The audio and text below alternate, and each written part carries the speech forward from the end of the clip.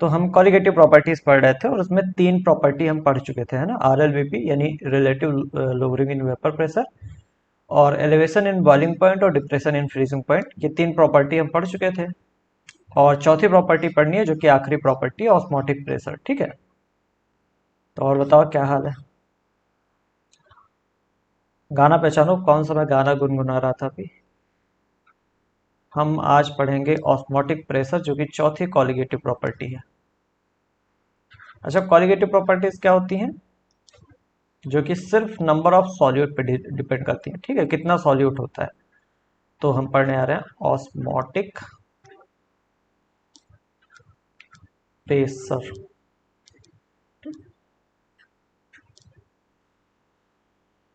तो osmotic pressure, अच्छा, osmotic pressure पढ़ने के पहले एक छोटा सा टर्म, एक छोटी सी चीज के बारे में आपको पता होना चाहिए। एक पन्नी टाइप की चीज होती है जिसे हम कहते हैं semi permeable membrane. Semi permeable membrane. देखो, परमिएबल मतलब होता है कि आर पार कोई चीज जा सके, ऐसी मेम्ब्रेन जिसके आसपास आर पार कोई भी चीज जा सके। छोटी चीज है, ऐसा नहीं कि हाथी पार करा दो मेम्ब्रेन से, ऐसा नहीं है। तो परमिएबल मतलब ऐसी चीजें होती हैं जो कि जिसके आसपास चीजें जा सके। लेकिन सेमी परमिएबल मतलब होता है ये आधी परमिएबल है, क्योंकि इसमें जो मॉलिक्यूल्स पास होते हैं वो सिर्फ सॉल्वेंट के मॉलिक्यूल्स पास हो पाते हैं। ठीक है, तो जैसे कि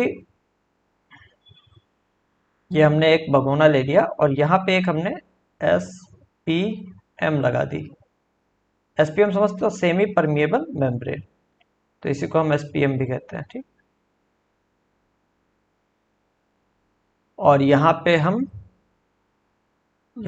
वाटर भर दे रहे हैं इस साइड, और इस साइड हम सॉल्ट प्लस वाटर भर दे रहे हैं। ठीक, अब सेमी परमेबल मेम्ब्रेन की क्या खासियत है? ये सिर्फ सॉल्वेंट को ही मूव करने देती है। तो सॉल्ट प्लस वाटर वाले में कौन सॉल्वेंट है? वाटर। तो वाटर का ही मूवमेंट यहाँ पे पॉसिबल हो पाएगा। सॉल्ट जो है वो कहीं नहीं जा सकता, सॉल्ट वहीं पे रहेगा। ठीक है, तो सेमी परमेबल की क्या खासियत है?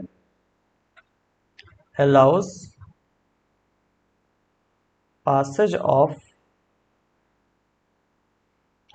solvent solvent particles only। Actually solvent को क्यों मूव होने दे रहा है ये? क्योंकि सॉल्वेंट जनरली काफी ज्यादा छोटा हम लेते हैं। ठीक है, खासकर इस चैप्टर में जो भी हम सॉल्वेंट लेते हैं, वाटर के मॉलिक्यूल्स आपको पता है H2O बहुत छोटे होते हैं, है ना। वाटर जो होता है H2O होता है, काफी छोटा छोटा मॉलिक्यूल। अगर यहीं पे हम सॉल्ट ले लें तो NaCl H2O से काफी बड़ा होता है। इसी में अगर हम ग्लूकोज ले लें C6H12O6, ये और भी बड़ा मॉलिक्यूल है। तो जनरली जो सॉल्वेंट मॉलिक्यूल हम ले रहे हैं ये काफी ज्यादा छोटे हैं, इसी वजह से ये मतलब पार कर सकते हैं एसपीएम को। ठीक है, सेमी परमीबल मेम्ब्रेन को। तो ये एक खासियत है सेमी परमेबल मेम्ब्रेन की कि ये सिर्फ सॉल्वेंट के पार्टिकल्स को या सॉल्वेंट के मॉलिक्यूल्स को मूव होने देती है। ठीक है, अच्छा, ऐसा मूवमेंट हो क्यों रहा है? छोटी चीजों का मूवमेंट इस वजह से हो रहा है क्योंकि छोटे छोटे छेद इसमें प्रेजेंट है। Have microscopic microscopic pores. Pores मतलब छेद। तो बहुत ही ज्यादा छोटे छोटे छेद, माइक्रोस्कोपिक मतलब जो आपको नॉर्मली आंखों से नहीं दिखेंगे, बहुत ज्यादा छोटे छोटे छेद हैं। उन्हीं की वजह से ये मूवमेंट हो पा रहा है। ठीक है, तो इसमें माइक्रोस्कोपिक पोर्स प्रेजेंट होते हैं। अब ये नेचुरल भी हो सकती है एसपीएम जो होती है, और मैन मेड भी हो सकती है। तो दो तीन एग्जाम्पल्स एनसीईआरटी ने दिए हैं। कैन बी नेचुरल, ये नेचुरल हो सकती है, जिसका एग्जाम्पल अगर हम लिखें तो एक और पेन बढ़ा लेते हैं ना, इसको हम एक पेन एक्स्ट्रा ले लेते हैं। किस कलर की? Yellow colour. येलो कलर नहीं है ना? हाँ, येलो कलर नहीं यूज कर रहे हैं। बहुत ही छोटी सी थिकनेस लेते हैं। कैन बी नेचुरल, नेचुरल के एग्जाम्पल हैं। ये तो बहुत छोटी होगी ना, दिख नहीं रहा होगा आपको।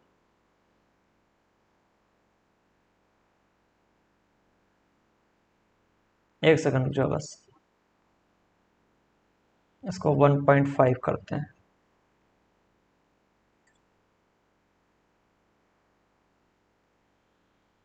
ठीक है, तो ये जो मेम्ब्रेन हो सकती है ये नेचुरल हो सकती है, नेचुरल जैसे प्लांट्स और एनिमल से जो मिलती है, जैसे कि अच्छा ये मार्कर है, मैंने पेन लिया है तो ये मार्कर चल रहा है, पता नहीं क्यों। हाँ एक सेकेंड, अब सही चलेगी।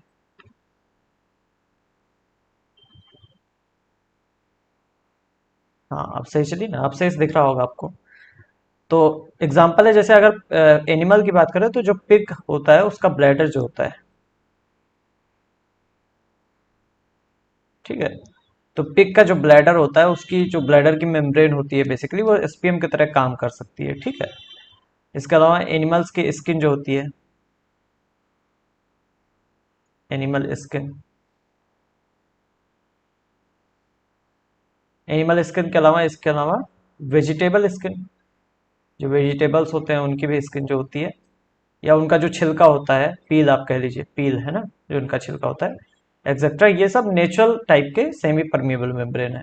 और ये सिंथेटिक भी हो सकता है सेमी परमिएबल मेम्ब्रेन, जो कि हम लोग बनाते हैं, और इसका नाम भी आपने सुना होगा जिसको हम सेलोफेन कहते हैं, सेलोफेन, ठीक है। देखने में पन्नी के टाइप का होता है, ये एक नेचुरल, सॉरी सिंथेटिक यानी मैन मेड है, man made semi permeable membrane, ठीक है। तो ये काम होता है सेमी परमिएबल मेम्ब्रेन का।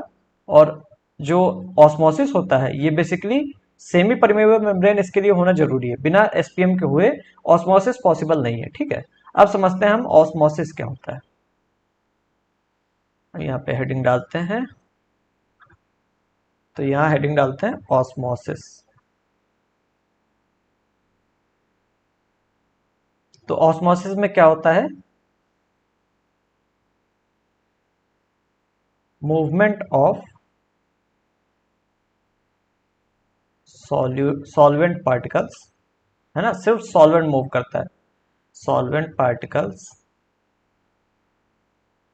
फ्रॉम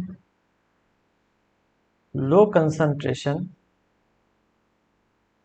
लो कंसंट्रेशन से हाई कंसंट्रेशन की ओर होता है, उल्टा बेसिकली आप कह सकते हैं, low concentration to high concentration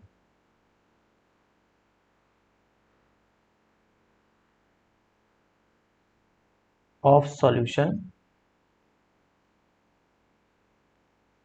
एक इंपॉर्टेंट बात, across a semi permeable membrane, ये काफी इंपॉर्टेंट बात है ना। सेमी परमिएबल मेम्ब्रेन जरूर चाहिए ऑस्मोसिस के लिए, उसी के क्रॉस मूवमेंट होता है, और मूवमेंट जो होता है वो सिर्फ सॉल्वेंट पार्टिकल्स का होता है, वो भी लो कंसंट्रेशन से हाई कंसंट्रेशन का। अब इसको समझना बहुत ही आसान है, देखो होता क्या है एक्चुअली, ऑस्मोसिस देखो क्या होता है, ऑस्मोसिस एक ऐसी प्रक्रिया है, ऐसी चीज है जो कंसंट्रेशन को मेंटेन रखना चाहती है। अब ये कंसंट्रेशन को कैसे मेंटेन रखती है, देखो मान लेते हैं ये हमारे पास एक, ये हमारे पास एक भगोना है, और यहाँ पे हमने एस पी एम लगा रखी है, सेमी परमिएबल मेम्ब्रेन, ठीक है। अब इस भगोने में इस साइड हमने क्या रखा है, दोनों साइड मान लेते हैं हम 1 लीटर पानी ले लेते हैं, 1 लीटर H2O इधर भी लिया है, 1 लीटर H2O इधर भी लिया है, ठीक है, दोनों साइड। और इस साइड जो है मान लेते हैं 10 ग्राम, 10 ग्राम शुगर डाल रखी है, सॉल्ट डाल रखा है मान लेते हैं, ठीक है, नमक डाल रखा है, 10 ग्राम नमक इस साइड भी डाल रखा है, नहीं दोनों साइड नहीं, एक साइड हमने 10 ग्राम नमक डाल रखा है, और एक साइड हमने 5 ग्राम नमक डाल रखा है। अब आपको बताना है कि कौन सी साइड जो है, एक को हम ए कह देते हैं, ए साइड, एक को हम बी साइड कह देते हैं। अब बताइए आप ए साइड या बी साइड दोनों में से कौन से साइड ज्यादा कंसंट्रेशन है, ऑब्वियसली बी वाले साइड में ज्यादा कंसंट्रेशन है। तो ऑस्मोसिस का काम क्या है, कंसंट्रेशन को बैलेंस करना, ठीक है, जहां ज्यादा है उसको कम कर देना, जहां कम है उसको ज्यादा कर देना, ठीक, ये ऑस्मोसिस का काम है। तो ऑस्मोसिस क्या करेगा, क्योंकि बी वाले साइड कंसंट्रेशन ज्यादा है, तो ऑस्मोसिस क्या करेगा, ए वाले साइड से पानी को बी वाले साइड में भेजेगा। और पानी को क्यों भेजेगा, क्योंकि सॉल्वेंट ही मूव कर सकता है ऑस्मोसिस में, सॉल्यूट तो कहीं नहीं जाएगा। आप बाद में देखेंगे तब भी यहाँ पे 5 ग्राम सॉल्ट रहेगा, यहाँ पे भी 10 ग्राम सॉल्ट रहेगा, एक तरफ 5 रहेगा एक तरफ 10 रहेगा, ये कांस्टेंट है, सिर्फ मूवमेंट किसका होगा, पानी का। तो पानी क्या करेगा, कंसंट्रेशन कम करने के लिए बेसिकली घोल देगा, और ज्यादा पानी जब मिला देते हैं आप किसी चीज में तो उसका कंसंट्रेशन कम हो जाता है, तो यही करेगा ऑस्मोसिस। तो यहाँ पे बेसिकली क्या हो रहा है, वाटर जो है वो ए से बी में जाएगा जिससे कि कंसंट्रेशन जो है वो मेंटेन हो पाए। ये हमारा मूवमेंट होगा वाटर के, वाटर का जो मूवमेंट होगा वो इस तरह होगा, ए से बी में वाटर जाएगा, और जब बी में जाएगा तो बी जो है क्योंकि ज्यादा कंसंट्रेटेड है तो बी धीमे धीमे वो थोड़ा घुल जाएगा, थोड़ा डाइल्यूट हो जाएगा, थोड़ा पतला हो जाएगा बेसिकली। ठीक, तो ये होता है ऑस्मोसिस का काम। हमेशा सॉल्वेंट का मूवमेंट होगा लो कंसंट्रेशन से हाई कंसंट्रेशन। आपने देखा ए वाले साइड जो है कंसंट्रेशन कम थी, बी वाले साइड ज्यादा थी कंसंट्रेशन, लो कंसंट्रेशन से हाई कंसंट्रेशन होगा, और सिर्फ सॉल्वेंट का मूवमेंट होगा। ठीक है, अक्रॉस एसपीएम यानी सेमी परमिएबल मेम्ब्रेन के अक्रॉस होगा। ये चीजें आपको सारी यहाँ पे दिख गई। ठीक है, तो ये होता है ऑस्मोसिस। और ऑस्मोसिस का काम क्या है, कंसंट्रेशन को मेंटेन करना। ठीक है, अच्छा, अब एक और इंपॉर्टेंट पॉइंट है, जो हमारी प्रॉपर्टी है वो है ऑस्मोटिक प्रेशर। ठीक है, ऑस्मोटिक प्रेशर। अब देखो कॉलिगेटिव प्रॉपर्टी कौन सी होती है, जो कि सिर्फ सॉल्यूट पे डिपेंड करे। ऑस्मोसिस कोई कॉलिगेटिव प्रॉपर्टी नहीं है। Alexa stop. ऑस्मोसिस कोई कॉलिगेटिव प्रॉपर्टी नहीं है, ऑस्मोटिक प्रेशर कॉलिगेटिव प्रॉपर्टी है। ठीक है, तो ऑस्मोटिक प्रेशर हम पढ़ते हैं, फिर से वही बनाते हैं। ये है हमारा एक कंटेनर, तो यहाँ पे हमने एस पी एम लगा दिया है, सेमी परमिएबल मेम्ब्रेन लगा दिया है। ठीक है, ये हमारी सेमी, इतनी मोटी नहीं होती, बहुत पतली होती है। ठीक है, तो यहाँ पे ठीक है, और अब हम मान लेते हैं कि यहाँ 10 ग्राम सॉल्ट है, यहाँ 20 ग्राम सॉल्ट है, यहाँ पे 1 लीटर H2O है, और यहाँ पे भी 1 लीटर H2O है। तो कौन सा ज्यादा कंसंट्रेटेड है, बी वाला, इस वाले साइड, मतलब राइट साइड जो है वो ज्यादा कंसंट्रेटेड है, यानी पानी जो है वो इस साइड से इस साइड की ओर मूव करेगा। ये होगा ऑस्मोसिस। ठीक है, अब हम क्या करते हैं, इसी को फिर से बनाते हैं, मान लो कि वही है। ठीक है, देखने में नहीं लग रहा, लेकिन मान लो कि हमने उसी को फिर से बनाया। ठीक,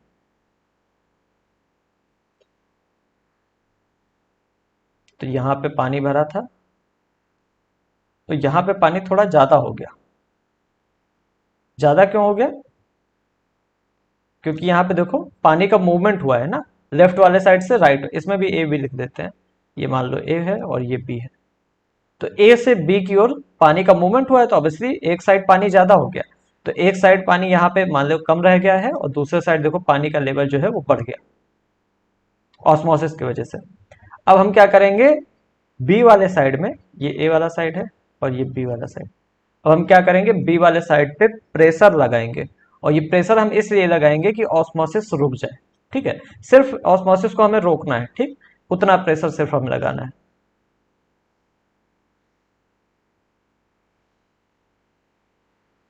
तो फिर वही कंटेनर हमने बनाया, ये हमारी S P M,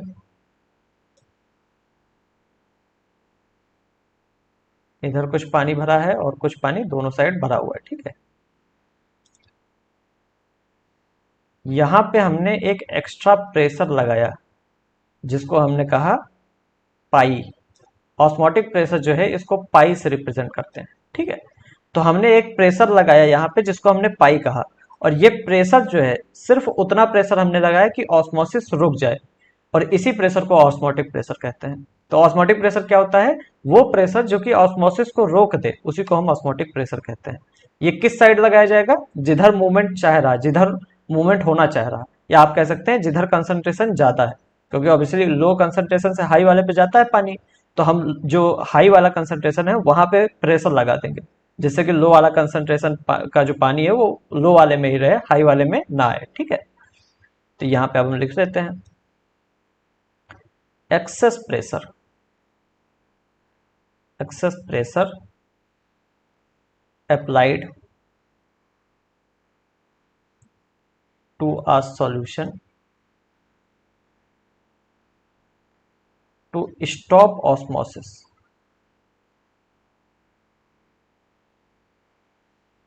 is called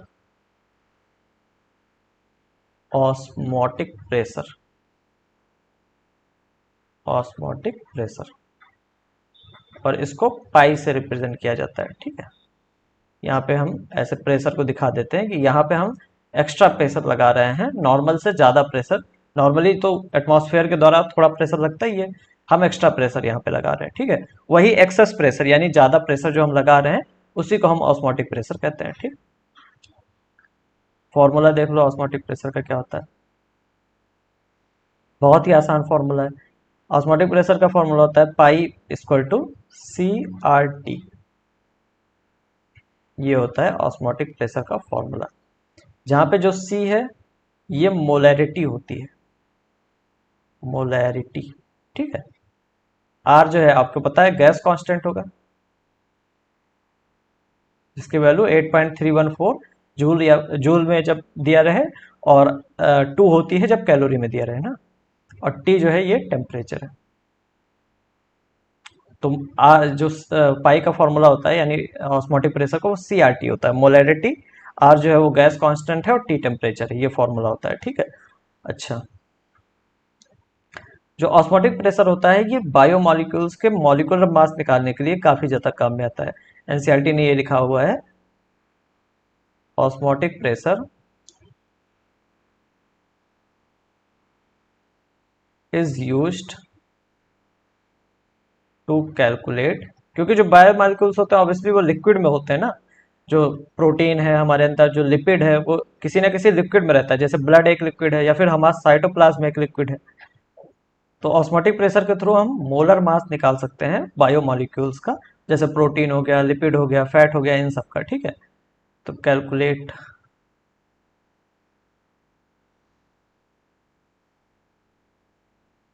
calculate molar mass of biomolecules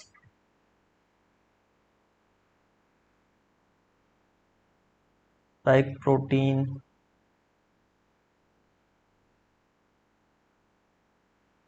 lipid etcetera. ठीक है, तो ये ऑस्मोटिक प्रेशर जो है इसमें काफी ज्यादा काम में आता है। ठीक है, यहाँ पे अब आगे आते हैं।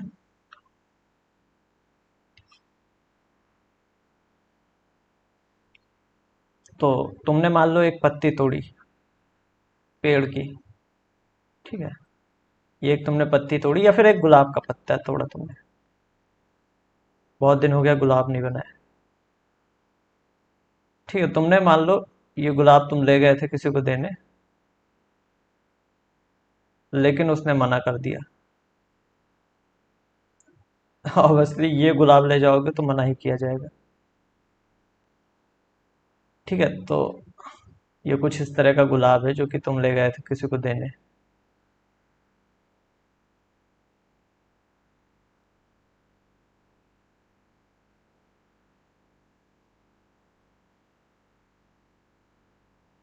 ठीक है, बस करते हैं, ज़्यादा डिटेल नहीं ऐड करते हैं।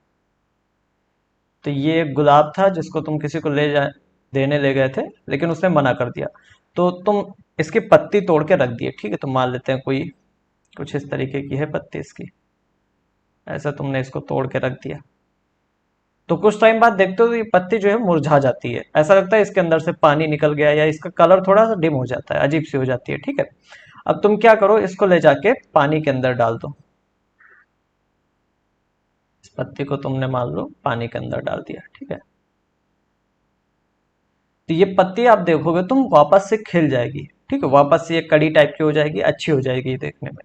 एक्चुअली होता क्या है कि जब तुम बाहर रख देते हो ऐसे गुलाब से, मान लो तुमने पत्ती तोड़ी, पत्ती तोड़ के बाहर रख दिया, धीमे धीमे इसका पानी जो है वो निकलता रहता है, वो प्रेशन की वजह से बाहर निकलता रहता है, निकल बाहर चला जाता है। ठीक है, फिर तुम इसको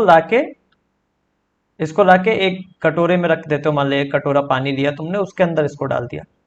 तो अब इसके आसपास खूब सारा पानी है, और ऑस्मोसिस के थ्रू वो पानी जो है वो इसके अंदर फिर से जाने लगता है।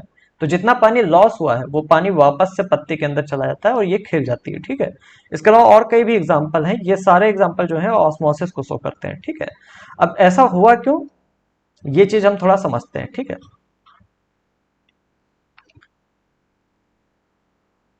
देखो यही समझ लेते हैं, ये गुलाब थोड़ा छोटा कर देते हैं।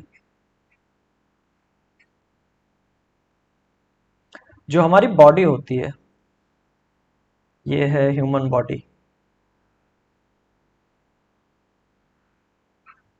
ठीक है,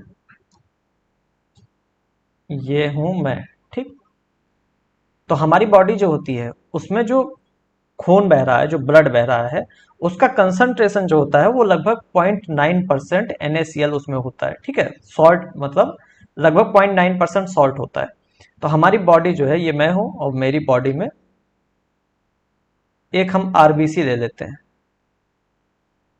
आरबीसी समझते हो ना, रेड ब्लड सेल। ठीक है, तो रेड ब्लड सेल हमने आरबीसी ले लिया, और आरबीसी जो है इसके अंदर जो ब्लड सेल्स हैं इसके अंदर 0.9% NaCl का कंसंट्रेशन है, 0.9%। ठीक, अब इस आरबीसी को हम तीन जगह डालेंगे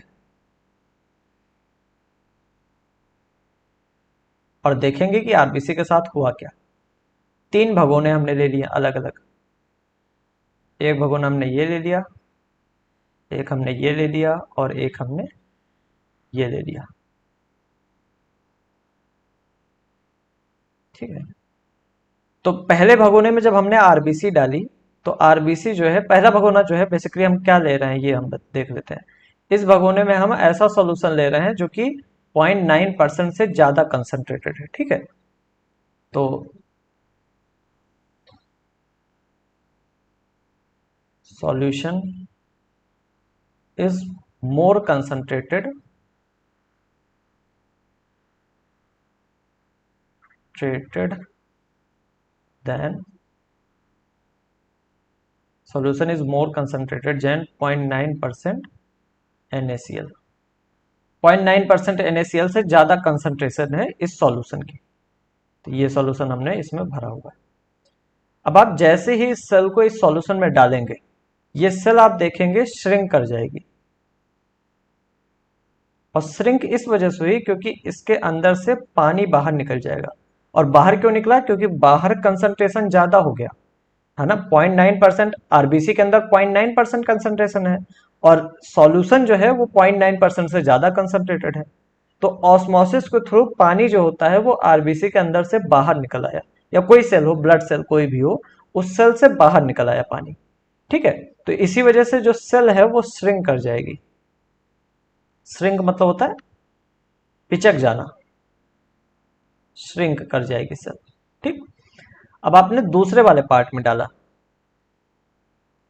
ये हमारा दूसरा भगोना है, और इसमें भी आप डाल के देखना चाहते हैं क्या हुआ। अब दूसरे भगोने में हमने लिया क्या है, ये भी हम लिख लेते हैं यहाँ पे। तो दूसरे हमने ऐसा सॉल्यूशन लिया है, सॉल्यूशन विच क्यों लिख रहा है, solution is less concentrated, concentrated than 0.9% NaCl। तो इसमें हमने ऐसा सॉल्यूशन भरा है जो कि 0.9% NaCl से कम कंसंट्रेटेड है।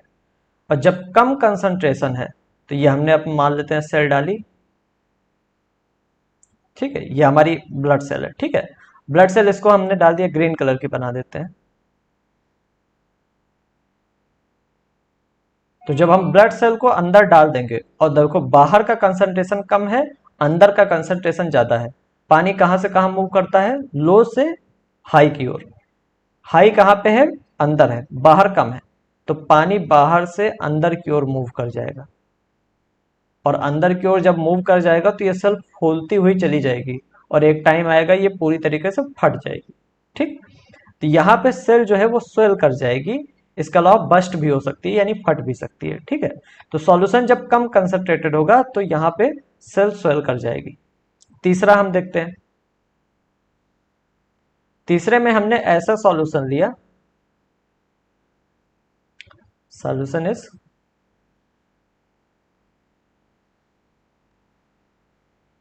एक minute. Concentration concentration of solution is equal to 0.9% NaCl। ये लो, अब इसमें हमने ऐसा सॉल्यूशन ले लिया जिसका कंसंट्रेशन 0.9% NaCl के बराबर है। अब 0.9% NaCl के बराबर है, अब इसमें हमने क्या डाल दिया, सेल डाल दिया। तो जो सेल है ये नॉर्मली यहाँ पे रहेगी, ना श्रिंक करेगी और ना ही ये बस्ट कर जाएगी, मतलब ना स्वेल करेगी ना श्रिंक करेगी। ऐसा क्यों हुआ, क्योंकि कंसंट्रेशन बराबर है। कंसंट्रेशन बराबर हो गया तो ना पानी अंदर से बाहर आएगा ना बाहर से अंदर आएगा। और मैंने शुरू में ही आपको बताया था ऑस्मोसिस शुरू करते ही कि ऑस्मोसिस का काम है कि कंसंट्रेशन वो सेमी परमियल मेम्ब्रेन के दोनों साइड कंसंट्रेशन को बराबर करना चाहता है। पहले वाले केस में देखो कंसंट्रेशन बराबर नहीं था, तो इसमें बराबर करने के लिए क्या किया, पानी अंदर से बाहर निकाल लिया। दूसरे वाले में भी कंसंट्रेशन बराबर नहीं था, बराबर करने के लिए अंदर से अंदर डाल दिया पानी, बाहर से अंदर चला गया। तीसरे वाले में कंसंट्रेशन बराबर है तो ऑस्मोसिस होगा ही नहीं। ये तीन तरह के सॉल्यूशन होते हैं, ठीक है। अब इन तीनों का नाम देख लो। पहला जो सॉल्यूशन होता है इसको कहते हैं हाइपरटोनिक सॉल्यूशन।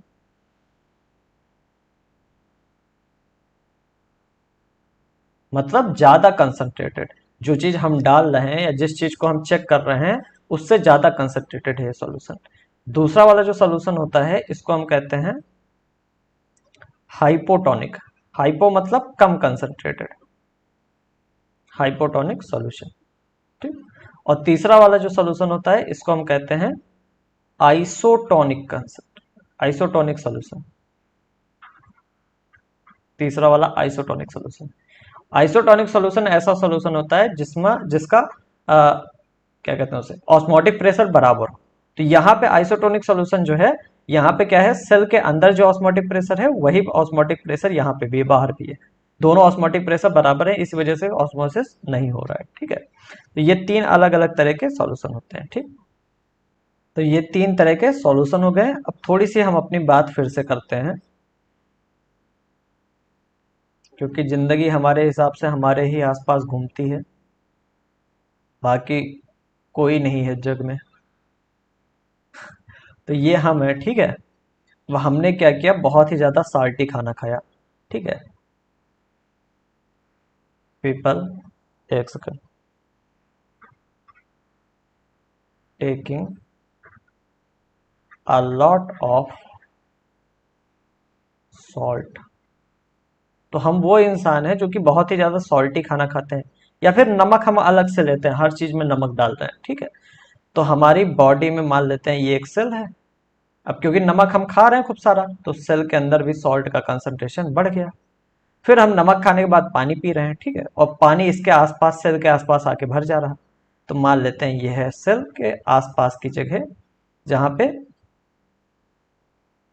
पे पानी आके भर गया।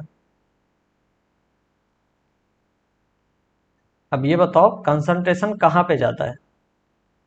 कंसंट्रेशन ऑब्वियसली सेल के अंदर ज्यादा है, क्योंकि हमने सॉल्ट बहुत ज्यादा खाया, हमारे अंदर जो है सॉल्ट का कंसंट्रेशन बढ़ गया। सेल के अंदर सॉल्ट जो है वो ज्यादा है, बाहर कम है। अब इसके वजह से पानी जो है वो अंदर आने लगेगा ऑस्मोसिस के थ्रू। ऑस्मोसिस कहाँ से होता है, लो से हाई कंसंट्रेशन, बाहर लो कंसंट्रेशन है, अंदर हाई कंसंट्रेशन है। तो पानी क्या होगा, बाहर से अंदर आने लगेगा।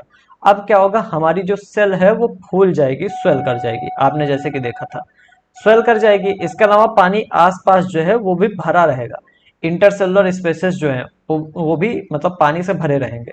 तो इससे क्या होगा, आप जो है 3-4 महीने बाद कुछ इस तरीके से हो जाएंगे,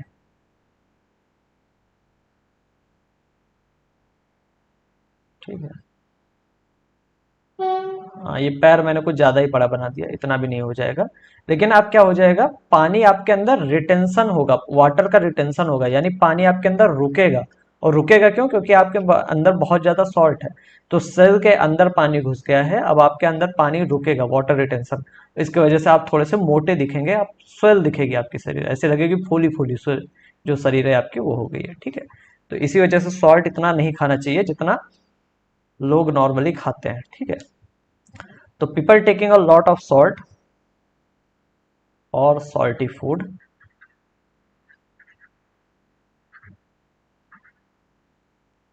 एक्सपीरियंस वाटर रिटेंशन। रिटेंशन मतलब बने रहना, रुकना, ठीक है। Retention in the cells and intercellular space में भी, जो सेल के बीच में स्पेसेस होते हैं, जगह होती हैं, वहां पे भी वाटर रुका रहेगा, स्पेसेस। और इससे आप जो है उसकी शरीर जो है वो थोड़ी सी फूली नजर आएगी।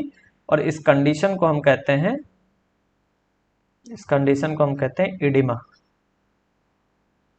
ठीक है।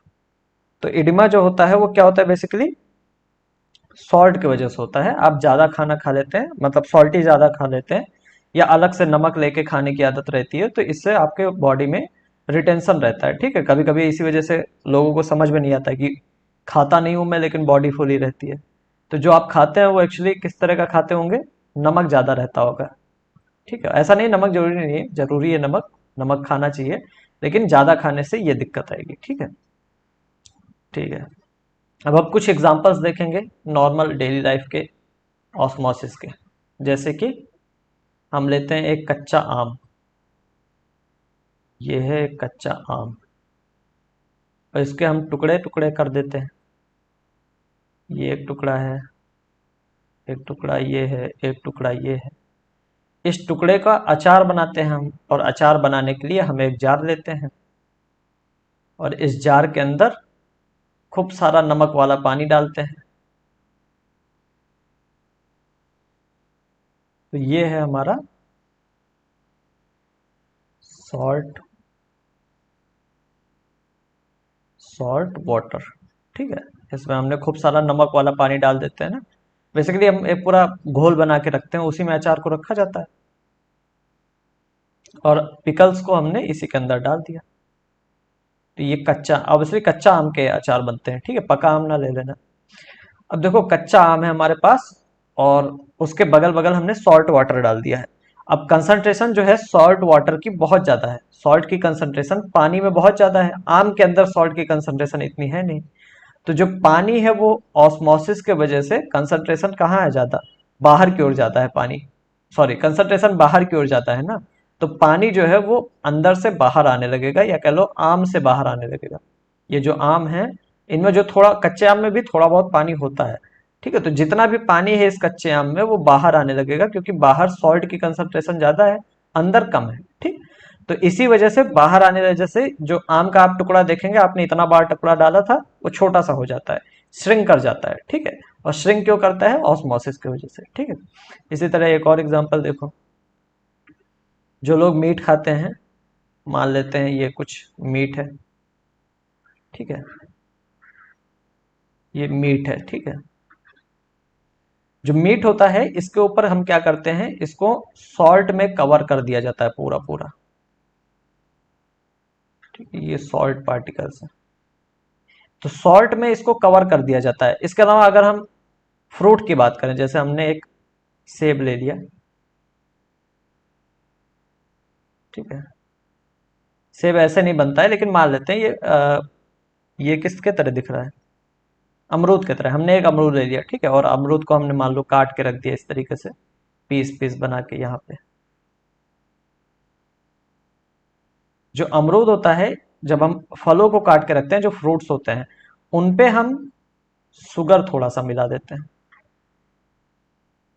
ठीक है। तो ये हमने काम किया, एक सेकंड,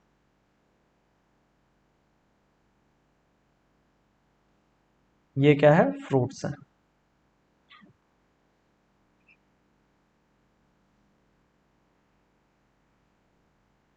इससे होता क्या है, देखो जो मीट होता है इस पे सॉल्ट डाला जाता है, और जो फ्रूट्स होते हैं इन पे शुगर डाल दिया जाता है। इससे होता क्या है, जैसे मान लेते हैं ये मीट है, हमारा मीट का टुकड़ा है, ठीक है, और इस पे हमने सॉल्ट डाल रखा है खूब सारा, ठीक है, इस पे खूब सारा सॉल्ट पड़ा हुआ है।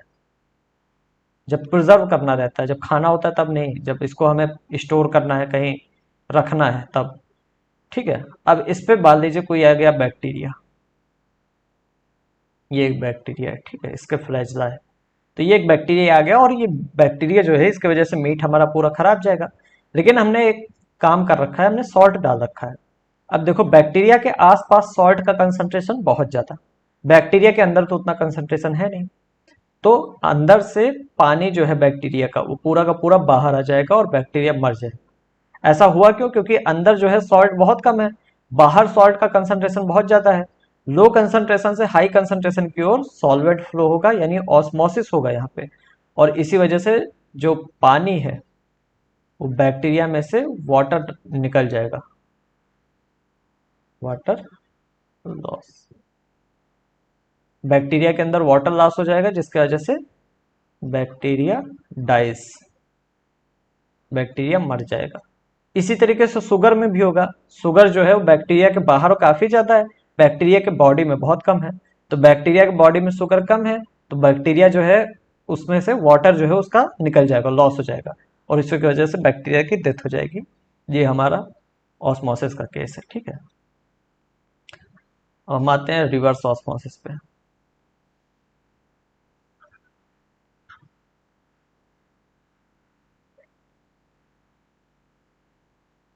बहुत ही सिंपल सी चीज है रिवर्स ऑस्मोसिस। देखो, ये है हमारा एक भगोना, और इसमें बीच में हमने सेमी परमिएबल मेम्ब्रेन लगा रखी है। ठीक है। अच्छा, इधर हमने क्या रखा है? सॉल्ट वाटर रखा है। इधर इस साइड की ओर हमने सॉल्ट वाटर डाल रखा है, या कह लो सी वाटर डाल रखा है। ठीक है, समुद्र का पानी हमने ले लिया है। और ये राइट वाला जो साइड है, इसमें हमने समुद्र का पानी डाल रखा है, और लेफ्ट वाले में हमने प्योर वाटर डाल रखा है। ठीक है, प्योर H2O लिख लो, प्योर वाटर डाल रखा है। ठीक, दोनों साइड ऐसे भरा हुआ है, ये ऐसे भरा हुआ है दोनों साइड। अब तुम ये बताओ किस साइड कंसंट्रेशन ज्यादा है? ऑब्वियसली जो सी वाटर है इसमें नमक काफी ज्यादा है, तो इधर का कंसंट्रेशन ज्यादा है, और प्योर H2O में कंसंट्रेशन कम है। तो कंसंट्रेशन जिधर ज्यादा है, लो से हाई कंसंट्रेशन की ओर वाटर का मूवमेंट होने लगेगा। सॉल्वेंट, सॉल्वेंट वाटर है ना, तो जो प्योर वाटर है वो धीमे धीमे क्या करेगा? सी वाटर की ओर जाने लगेगा, और सी वाटर में जाके मिलने लगेगा। लेकिन हम ये नहीं चाहते, हम चाहते हैं कि हमारा प्योर वाटर अलग रहे और सी वाटर अलग रहे, हम ये चाहते हैं। तो हम इसके लिए क्या करते हैं? पाई के बराबर प्रेशर यहाँ पे लगा देते हैं। थोड़ा सिंपल तरीके से लिखते हैं, मतलब सिंपल क्या, अच्छे तरीके से है। इसके लिए हम क्या करते हैं? पाई के बराबर प्रेशर यहाँ पे लगा देते हैं, और पाई के बराबर प्रेशर यानी ऑस्मोटिक प्रेशर हम लगा रहे हैं। इससे ऑस्मोसिस रुक जाएगा, हमारा प्योर वाटर एक साइड रहेगा और सी वाटर एक साइड रहेगा। तो हमारा दोनों पानी अलग अलग रहेगा, हम खुश रहेंगे। लेकिन प्योर वाटर वाले में से हम भाई पीते भी रहेंगे ना, 2-4 गिलास निकाल के दिन में पीते रहेंगे। तो हम चाहते हैं प्योर वाला वाटर जो है हमारा बढ़े। ठीक है। तो उसके लिए हम चाहते हैं कि सी वाटर जो है वो बेसिकली प्यूरिफाई होकर प्योर बन जाए। उसके लिए हम क्या करेंगे? पाई तो लग रहा है, पाई के अलावा भी एक्स्ट्रा प्रेशर लगाएंगे। और एक्स्ट्रा प्रेशर पाई के अलावा भी जब लगाएंगे हम, तो क्या होगा? रिवर्स ऑस्मोसिस होगा। यानी जो सी वाटर है इसमें से वाटर का मूवमेंट प्योर वाटर की ओर होगा, और हमारा प्योर वाटर का जो लेवल है वो बढ़ता जाएगा। ठीक है। लेकिन इसके लिए क्या करना पड़ेगा? एक्स्ट्रा प्रेशर लगाना पड़ेगा।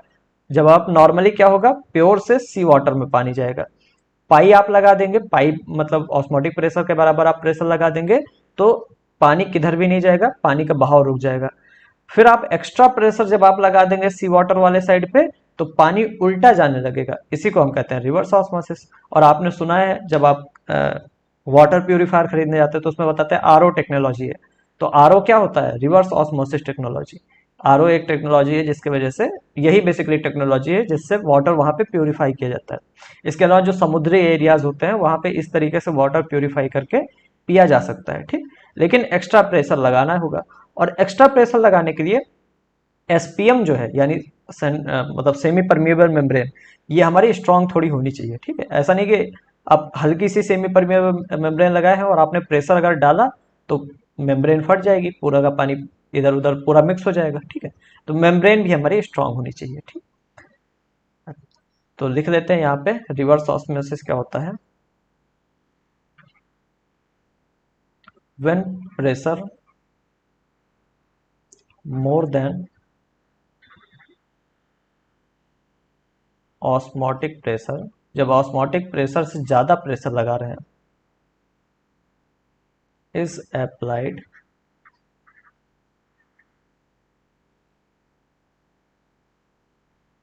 Then direction of osmosis is reversed. Osmosis का पूरी डायरेक्शन ही रिवर्स हो जाती है, उल्टी हो जाती है, और इसी को हम रिवर्स ऑस्मोसिस कहते हैं। यहाँ पे एक एनसीईआरटी ने एग्जांपल दिया है कि कौन सी सेमी परमिएबल मेम्ब्रेन यूज कर सकते हैं इस काम के लिए।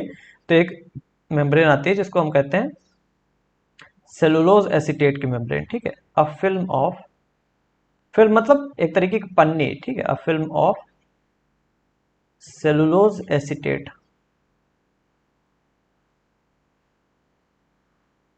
it can be used as SPM for this purpose। इस पर्पस के लिए हम सेलुलोज एसीटेट की मेम्ब्रेन हम यूज कर सकते हैं। और सेलुलोज एसीटेट क्यों? क्योंकि थोड़ा सा टफ होता है, ठीक है, थोड़ा मतलब मजबूत होता होगा इसीलिए। और ऑब्वियसली इसको ऐसा नहीं सेलुलोज एसीटेट की मेम्ब्रेन को ऐसे डायरेक्ट लगा देंगे, कुछ ना कुछ अच्छे से इसको सपोर्ट दे के लगाएंगे, क्योंकि प्रेशर क्योंकि हमें ज्यादा लगाना है, तो ऐसा ना हो कि मेम्ब्रेन फट जाए, है ना। और इसका काम क्या है? This helps in purification of water. Water purification में ये काफी ज्यादा काम आता है, ठीक है, पानी को शुद्ध करने में। यहीं पे हमारी कॉलिगेटिव प्रॉपर्टी वाला टॉपिक पूरा खत्म हो गया। तो 4 कॉलिगेटिव प्रॉपर्टी हमने पढ़ी, ठीक है। चारों का नाम अब बताओ एक बार। RLVP यानी relative lowering of vapour pressure, elevation in boiling point, depression in freezing point और ऑस्मोटिक प्रेशर। अच्छा, कॉलिगेटिव प्रॉपर्टी की सिंपल सी बात है, किस चीज पे डिपेंड करती है? सॉल्यूट के पार्टिकल्स पे। उससे कोई मतलब नहीं है सॉल्यूट का क्या नेचर है, कैसा है सॉल्यूट, कुछ कोई मतलब नहीं पता। सिर्फ नंबर ऑफ सॉल्यूट पार्टिकल्स, कितना ज्यादा है सॉल्यूट या कितना कम है सॉल्यूट, इसी चीज पे डिपेंड करती है, ठीक। शुरुआत में ही हमने बताया था यहाँ पे, ठीक है। अब एक आखिरी टॉपिक रह गया है 10 मिनट का, उसको करके खत्म करते हैं चैप्टर।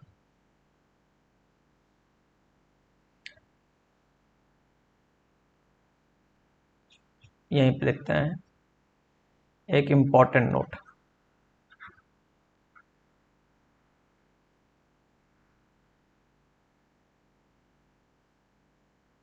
जो कॉलिगेटिव प्रॉपर्टीज होती हैं,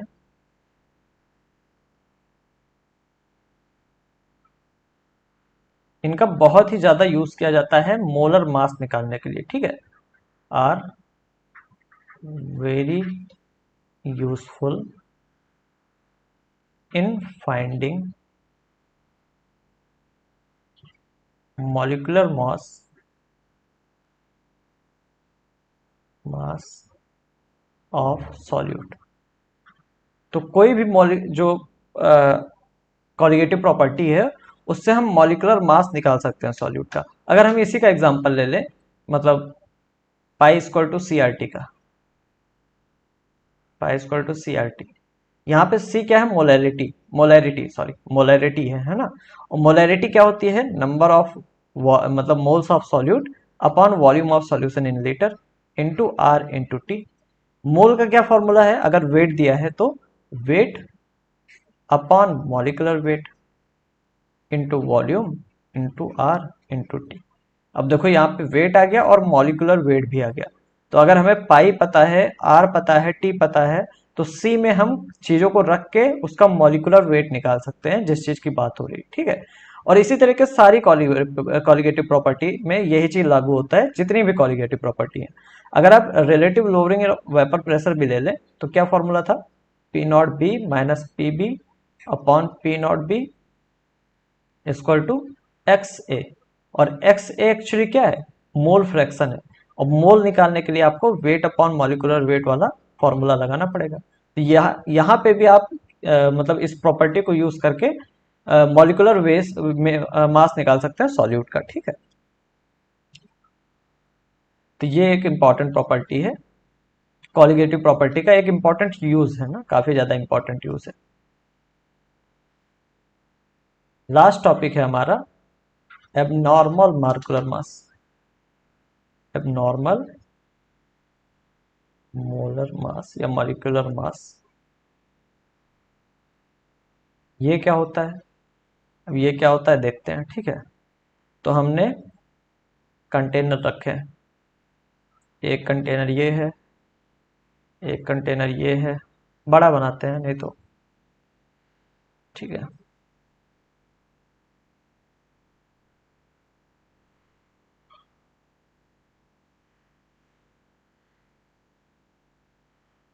ये 3 कंटेनर हमने ले रखे हैं। यहाँ पे हमने लिखा है 1 मोल ग्लूकोज। ग्लूकोज का फॉर्मूला आपको पता है, C6H12O6 ग्लूकोज। यहाँ हमने ले रखा है 1 मोल NaCl। यहाँ हमने ले रखा है 1 मोल CaCl2। एक सेकेंड, दूसरी पेन से लिख रहा हूँ, ठीक है। मैं कोई पतली पेन से, यहाँ पे हमने रखा है 1 मोल C6H12O6। यहाँ ले रखा है 1 मोल NaCl। यहाँ ले रखा है 1 मोल CaCl2, ठीक। अब हमने यहाँ पे कॉलिगेटिव प्रॉपर्टीज इन तीनों की निकाली, ठीक है। मान लेते हैं कोई भी कॉलिगेटिव प्रॉपर्टी ले लो आप, RLVP ले लो, डिप्रेशन इन फ्रीजिंग पॉइंट ले लो, एलिवेशन इन बॉइलिंग पॉइंट ले लो, ऑस्मोटिक प्रेशर, कुछ भी ले लो, ठीक है। तो मैं यहाँ पे लिख देता हूँ,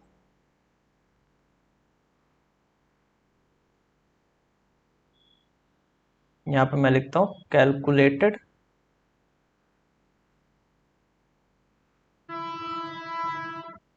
कैलकुलेटेड कॉलिगेटिव प्रॉपर्टी, ठीक है। और यहाँ पे लिखता हूँ मैं ऑब्जर्व्ड कॉलिगेटिव प्रॉपर्टी। अच्छा, कॉलिगेटिव प्रॉपर्टी में चारों आप ले सकते हैं। कॉलिगेटिव प्रॉपर्टी किस चीज पे डिपेंड करती है कि सॉल्यूट कितना है, ठीक है। तीनों में पानी मैंने भर रखा है, ठीक है, तीनों में पानी भरा हुआ है, ठीक है, ऐसे पानी भरा हुआ है।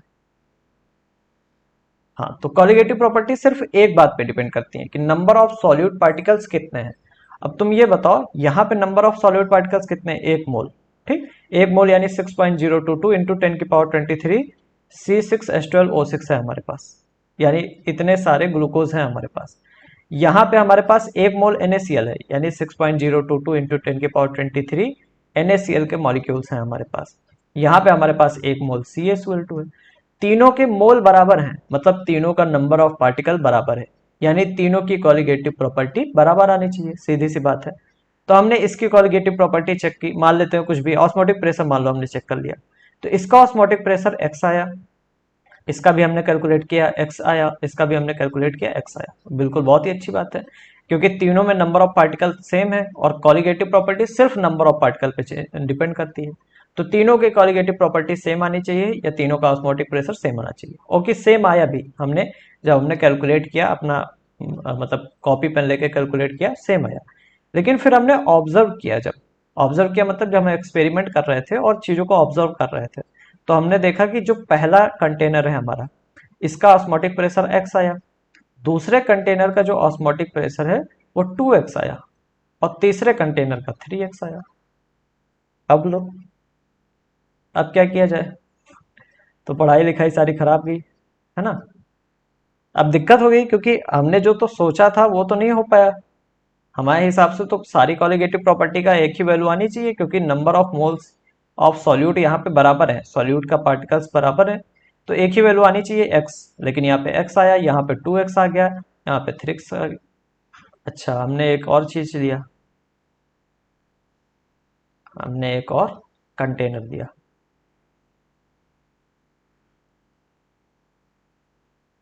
इस कंटेनर में बड़ा सा बनाते हैं, ठीक है। ये क्या बन गया, इस कंटेनर में हमने 1 मोल CH3COOH ले लिया। फिर एक और कंटेनर हमने लिया, कंटेनर मतलब भगोने, ठीक है। और इस कंटेनर में हमने 1 मोल H2CO3 ले लिया। तो हम चेक कर रहे हैं कि अलग अलग जगह पे क्या होता है। तो 1 मोल हमने CH3COOH लिया। अब क्योंकि 1 मोल देखो, बाकी सब भी 1 मोल है, अब सबकी एक्स आई है प्रॉपर्टी, तो इसकी भी एक्स आनी चाहिए, ठीक है। इसकी भी कॉलिगेटिव प्रॉपर्टी है, ऑस्मोटिक प्रेशर एक्स आना चाहिए। लेकिन इसका जो ऑस्मोटिक प्रेशर है एक्स आना चाहिए था, लेकिन आया x/2। अब ये देखो आधा हो गया। इसका जो ऑस्मोटिक प्रेशर है वो हमें अभी नहीं पता, अभी हम बताएंगे, ठीक है। हमें मुझे नहीं पता, ठीक है, अभी बताएंगे। अब तो यहाँ पे दिक्कत क्या हो रही है, दिक्कत ये हो रही है कि हमने ये मान के चला था कि जब हम ग्लूकोज डालेंगे तो ग्लूकोज देखो C6H12O6, फिर C6H12O6, फिर C6H12O6, इसी तरीके से लाखों मॉलिक्यूल्स ग्लूकोज के पड़े होंगे, जो कि अच्छी बात है। लेकिन जब हम NaCl डालेंगे तो NaCl जब पानी के अंदर जाता है तो ये टूट जाता है और ये Na+ और Cl- बन जाता है। अब हमने मतलब डाला तो 1 मोल था NaCl, लेकिन ये टूट गया, और टूट गया अब क्योंकि दो चीजें बन गई Na+ और Cl-, तो टोटल 2 मोल सॉल्यूट हो गए हमारे पास। हमने एक ही मोल सॉल्यूट डाला था, लेकिन हो कितने गए, 2 मोल हो गए। और इसीलिए कॉलिगेटिव प्रॉपर्टी 2 गुना आ रही है, क्योंकि नंबर ऑफ सॉल्यूट पार्टिकल पे ही डिपेंड करती है, और यहाँ पे सॉल्यूट पार्टिकल 2 गुना हो गए। CaCl2 जो है जब हमने पानी के अंदर डाला तो ये Ca+2 बना लिया, और 2 क्लोरीन Cl मतलब Cl- आयंस मिल गए। यहाँ पे टोटल 3 आयन मिले, एक कैल्शियम और 2 क्लोरीन। और क्योंकि 3 आयन मिले, हमने डाला एक ही था लेकिन 3 मिल गए, तो इसी वजह से कॉलिगेटिव प्रॉपर्टी 3 गुना हो गई। तो ये चीज हमने अभी तक कंसीडर ही नहीं किया था कि अगर हम कोई चीज डालेंगे तो वो टूट जा रही है, जुड़ जा रही है, या क्या दिक्कत हो रही है उसके अंदर। ये चीज हमने कंसीडर नहीं किया था, इसी वजह से हमारी ऑब्जर्व और कैलकुलेटेड प्रॉपर्टीज अलग अलग आ रही थी। ऐसे ही अगर हम चौथे भगोने में देखें, चौथे भगोने में क्या हुआ, चौथे भगोने में ये हुआ CH3C, और ऐसे बना देते हैं डबल बॉन्ड O और OH, इस तरीके से होता है। एक और मॉलिक्यूल बनाते हैं, थोड़ा अलग बनाते हैं, ठीक है। या एक सेकंड रुको,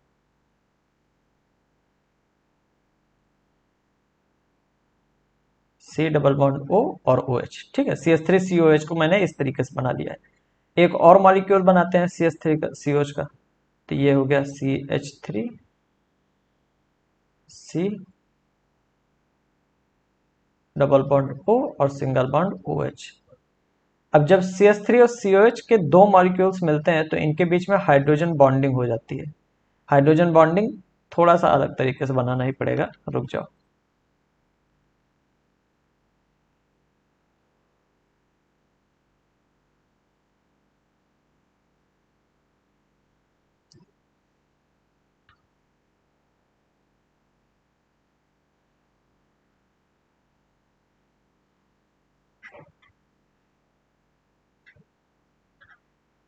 ठीक है, ये एक मॉलिक्यूल है,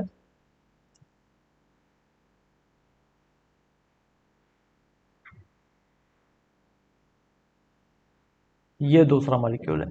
जब आप इसको डालते हैं, 1 मोल आपने CH3COH डाला, तो जो मॉलिक्यूल्स होते हैं ये होते हैं, इनके अंदर हो जाती है हाइड्रोजन बॉन्डिंग। ये यहाँ पे एक हाइड्रोजन बॉन्डिंग हो गई और एक यहाँ पे हो गई। अब ये दोनों मॉलिक्यूल्स हाइड्रोजन बॉन्डिंग की वजह से आपस में जुड़ गए, तो मॉलिक्यूल का नंबर आधा हो गया। आपने 1 मोल डाला था, लेकिन दो दो मॉलिक्यूल के पेयर बन गए, और ये पेयर आपस में जुड़े हुए हैं, तो नंबर ऑफ मॉलिक्यूल्स आधे हो गए। इसी वजह से यहाँ पे कॉलिगेटिव प्रॉपर्टी देखो आधी हो गई है, ठीक है। और यहाँ पे क्या दिक्कत है, छठे पांचवें वाले में 1 मोल H2CO3 डाला। 1 मोल H2CO3 हमने डाला तो H2CO3 जो है एक वीक इलेक्ट्रोलाइट है। मतलब H2CO3 जो है इसका लगभग 97% हिस्सा टूटता ही नहीं है, ऐसा हम मान लेते हैं, ठीक है। ऐसी कोई गारंटी नहीं है, ठीक है। 97% हिस्सा नहीं टूटा, और 3% हिस्सा टूट गया। टूट गया और टूट के क्या बनाएगा ये? 2H+, साथ में CO3-2 एक आयन, यानी टोटल 3 आयन बनाएगा। लेकिन ये 3 आयन क्या सबके बनेंगे क्या? नहीं, 97% तो टूट ही नहीं रहा है, सिर्फ 3% टूट रहा है, तो 3% के जो है वो 3 आयन बनेंगे, बाकी के नहीं बनेंगे। तो यहाँ पे तो और डिफिकल्ट हो गया कैलकुलेट करना, क्योंकि यहाँ पे हमें पता ही नहीं चल रहा है कि कितने नंबर ऑफ मॉलिक्यूल्स हैं। ठीक है, बाकियों में पता चल रहा था, कम से कम NaCl में पता चल रहा था, क्योंकि एक स्ट्रॉन्ग इलेक्ट्रोलाइट है, ये हर एक NaCl टूटता है। ठीक है, जैसे हमने पानी में मान लो 1,00,000 NaCl डाला, तो जितने भी 1,00,000 NaCl हैं, सारे 1,00,000 NaCl जो है वो 2 पार्ट में टूटेंगे। 1,00,000 हमने CaCl2 डाला, सारे के सारे CaCl2 2 पार्ट में टूटेंगे। लेकिन 1,00,000 हमने H2CO3 डाला, तो 1,00,000 में से मान लेते हैं 90,000 ऐसे हैं जो कि टूटे, और बाकी 10,000 टूटे ही नहीं। समझे? ये दिक्कत हुई। तो ये प्रॉब्लम आ गई एबनॉर्मल मॉलिक्यूलर मास की। तो एक साइंटिस्ट थे, फिर एक साइंटिस्ट थे, उन्होंने ये प्रॉब्लम देखी, उनका नाम था वेंट हॉफ। इन्होंने इंट्रोड्यूस किया एक फैक्टर जिसे हम आई कहते हैं। ठीक है, आई को क्या कहा जाता है? Went half factor. ठीक है, विच कैन बी यूज्ड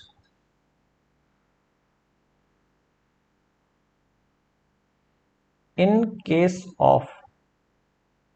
अच्छा, एक चीज ध्यान दो, जब ये टूटा NaCl तो इसको हम कहते हैं डिसोसिएशन हो जाना। डिसोसिएशन मतलब टूट जाना। CaCl2 का डिसोसिएशन हो गया। H2CO3 का भी कुछ का डिसोसिएशन हुआ, कुछ का नहीं हुआ। लेकिन यहाँ पे जो CH3COH है, ये तो जुड़ गया था, तो इसको हम एसोसिएशन कहते हैं। एसोसिएशन मतलब जुड़ जाना। अच्छा, इसका क्या हुआ C6H12O6 का?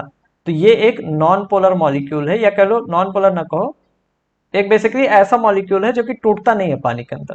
ग्लूकोज जो है वो अंदर जाके, पानी के अंदर जाके टूट नहीं जाता है। ठीक है, तो जो ग्लूकोज है ये टूटता नहीं है। ठीक, तो ये ऐसा ही रहेगा। इसी वजह से कॉलिगेटिव प्रॉपर्टी यहाँ पे देखो सेम आ रही है। एक्स हमने कैलकुलेट की थी, ऑब्जर्व भी एक्स हुआ। ठीक है, हाँ, तो वेंट हॉफ ने एक इंट्रोड्यूस किया फैक्टर जिसे आई कहते हैं, जो कि यूज किया जा सकता है इन केस ऑफ एसोसिएशन और डिसोसिएशन। एसोसिएशन या डिसोसिएशन के केस में इसको हम यूज कर सकते हैं। ठीक है, और ये कैलकुलेट कैसे किया जाता है? तो आई को कैलकुलेट करने के 3 तरीके हैं। एक तो तरीका है नॉर्मल मॉलिक्यूलर वेट ऊपर रखो और एबनॉर्मल मॉलिक्यूलर वेट नीचे रखो। अच्छा, नॉर्मल और एबनॉर्मल मतलब नॉर्मल वाला जो है वो हमने कैलकुलेट किया है अपने हिसाब से, एबनॉर्मल वाला एक्सपेरिमेंट के थ्रू हम निकाला है। ठीक है, अभी हम देख रहे थे एक कैलकुलेटेड, एक ऑब्जर्व्ड। कैलकुलेटेड वाला जो है वो हमने अपने पेन से कैलकुलेट किया कॉपी में, ऑब्जर्व वाला जो है वो एक्सपेरिमेंट करके हमने निकाला है। तो ऊपर हम नॉर्मल मॉलिक्यूलर वेट रखेंगे, नीचे हम एबनॉर्मल मॉलिक्यूलर वेट रखेंगे, या फिर हम ऊपर के साइड में ऑब्जर्व्ड कॉलिगेटिव प्रॉपर्टी रखेंगे, नीचे के साइड में ऑब्जर्व्ड और क्या कहते हैं उसको, कैलकुलेटेड कॉलिगेटिव प्रॉपर्टी नीचे रखेंगे। अच्छा, कॉलिगेटिव प्रॉपर्टी जैसे कि इसको यहां पे लिखते हैं। ठीक है, नीचे ऐसे बना लो।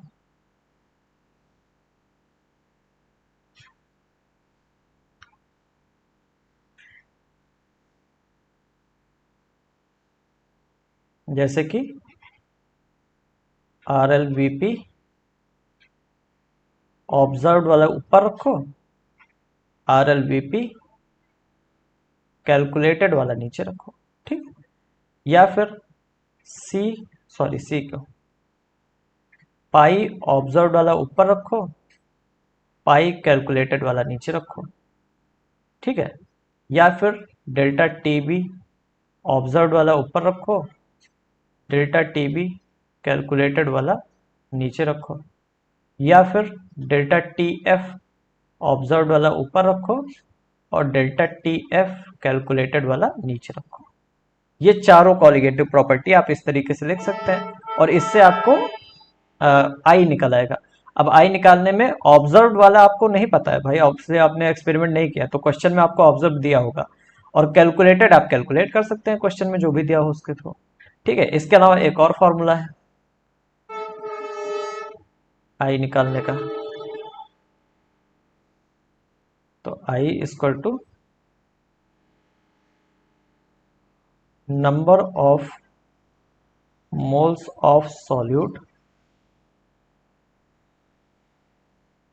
आफ्टर एसोसिएशन या फिर डिसोसिएशन, मतलब डिसोसिएशन या फिर एसोसिएशन के बाद कितने मोल्स हो गए सॉल्यूट के, upon number of moles of solute before association या फिर डिसोसिएशन। ठीक है, अब अब इतना ज्यादा परेशान ना होना कि हाँ सर तीन तीन फॉर्मूले दे दिए एक छोटी सी चीज के लिए। ठीक है, इसको याद करने के लिए एक चीज याद करना, इस तरीके से याद करना, ट्रिक देखो, ये एक तरह की ट्रिक है। आई इक्वल टू ना equal to OC equal to अब। इसका क्या मतलब हुआ, आई इक्वल टू ना मतलब एन से नॉर्मल वाला मॉलिक्यूलर मास, ए से एबनॉर्मल मॉलिक्यूलर मास, ओ से ऑब्जर्व प्रॉपर्टी कॉलिगेटिव प्रॉपर्टी, सी से कैलकुलेटेड कॉलिगेटिव प्रॉपर्टी, ए से आफ्टर एसोसिएशन जितने number of moles of solute हुए हैं, बी से बिफोर मतलब एसोसिएशन या डिसोसिएशन जितने number of moles of solute है। ठीक है, ये एक ट्रिक है, इसके थ्रू आप याद कर सकते हो, मतलब ये मैंने बना रखी है अपने लिए। ठीक है, तो इसको आप भी यूज कर सकते हो। तो ये हो गया आई। अब आई की वजह से क्या होता है, फॉर्मूले जो है वो बदल जाते हैं। अच्छा, एक और चीज ध्यान देना, जो आई की वैल्यू है, एसोसिएशन जब होगा,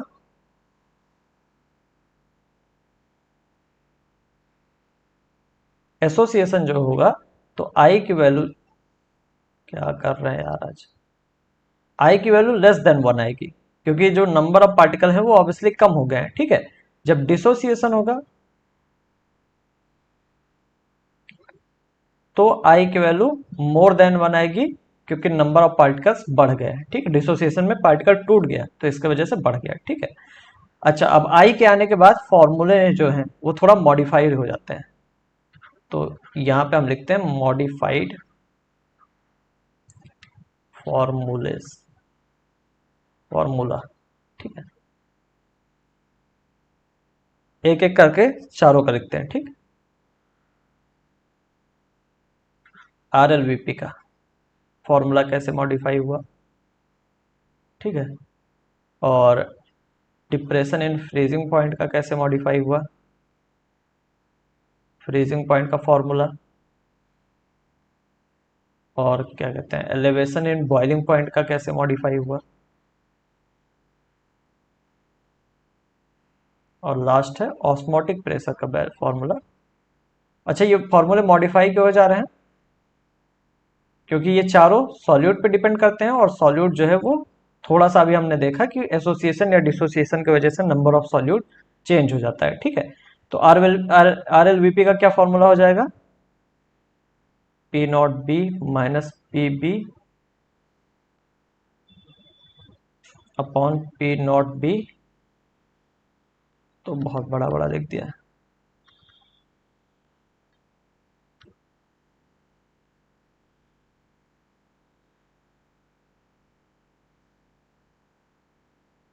तो आरएलवीपी का फॉर्मूला होगा P not B minus P B upon P not B equal to I into X ए।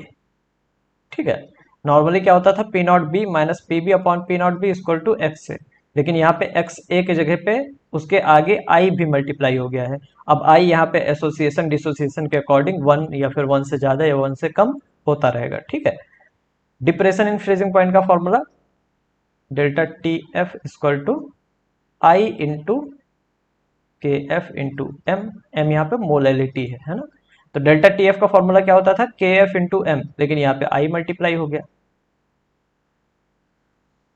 इसी तरीके से डेल्टा टी बी का formula I into K B into M हो गया। नॉर्मली क्या होता था, delta T B equal to K B into M, I again multiply हो गया। ठीक है, आई जो है उसी हिसाब से नंबर ऑफ सॉल्यूट पार्टिकल्स को शो करेगा, इंक्रीज या फिर डिक्रीज जो भी हुए हैं। ठीक है, एसोसिएशन और डिसोसिएशन में। ऑस्मोटिक प्रेशर में pi equal to C R T होता था, pi equal to I into C R T हो जाएगा।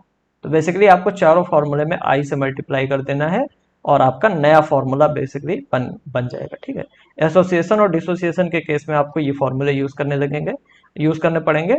बाकी अगर कुछ नहीं हुआ, जैसे हमने जो ग्लूकोज दिया था, ग्लूकोज जो है ना वो टूटा है ना एसोसिएट हुआ है, उसके केस में कुछ नहीं हुआ, तो उसके केस में आप नॉर्मल फॉर्मूला भी यूज कर सकते हैं, या फिर उसके केस में आई की वैल्यू 1 आती है। ठीक है, जब कोई भी डिसोसिएशन नहीं है या फिर एसोसिएशन नहीं है। ये लिख देते हैं, फॉर नो डिसोसिएशन और association i is equal to 1। I 1 के बराबर आता है अगर कुछ भी नहीं हुआ है। ठीक है, तो बस यहीं पे हमारा चैप्टर खत्म होता है पूरा। और इस चैप्टर का नाम था सॉल्यूशन। काफी बड़ा चैप्टर था, काफी अच्छे से हमने पढ़ा भी। ठीक है, कमेंट करके बताना कैसा लगा, और ये भी बताना है, कुछ पूछना होगा तो वो भी लिख देना, और कुछ भी बाकी बताना होगा तो बता देना। ठीक है, तो चलो ठीक है, मिलते हैं अगले वीडियो में और अगले चैप्टर में। तब तक के लिए बाय।